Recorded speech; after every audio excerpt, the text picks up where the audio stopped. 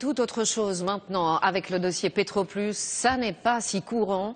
Les salariés de la raffinerie sont passés en quelques heures de l'inquiétude au soulagement. Contre toute attente, 2 repreneurs sérieux ont bien déposé des dossiers avant l'ultimatum d'hier. Le spectre d'une liquidation judiciaire s'éloigne donc. Alors bien sûr, pour les ouvriers du site, c'est une bouffée d'oxygène, même si l'enthousiasme reste mesuré. Sur place, Tiffaine de Tricorne, Olivier Gardette. Pour la première fois depuis des semaines, à l'heure de l'embauche, les Petroplus avaient le sourire. 5 offres de reprise ont finalement été déposées hier soir. De quoi redonner confiance, mais sans euphorie. C'est sûr qu'on a plus espoir qu'hier en ayant 5 offres. Après, c'est mieux que 0, on va dire.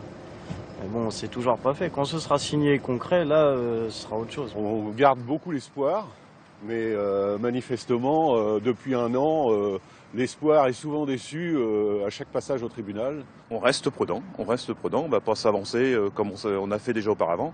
On va rester prudent et puis on va attendre. Les dossiers sont examinés en ce moment même par les syndicats. Après un an de lutte, ils ne cachent pas leur satisfaction. Sincèrement, il y a un des dossiers qu'on connaît, avec qui on a travaillé quand même pas mal, mais qu'on n'entendait plus depuis 1 mois et demi pratiquement. Et je ne m'attendais pas du tout à le voir apparaître hier, quoi. Donc c'est bien. Les salariés ne sont pas les seuls à y croire. L'optimisme gagne le cœur de Petite Couronne et ses habitants. Vraiment qu'il y ait un repreneur, je souhaite de tout cœur pour eux.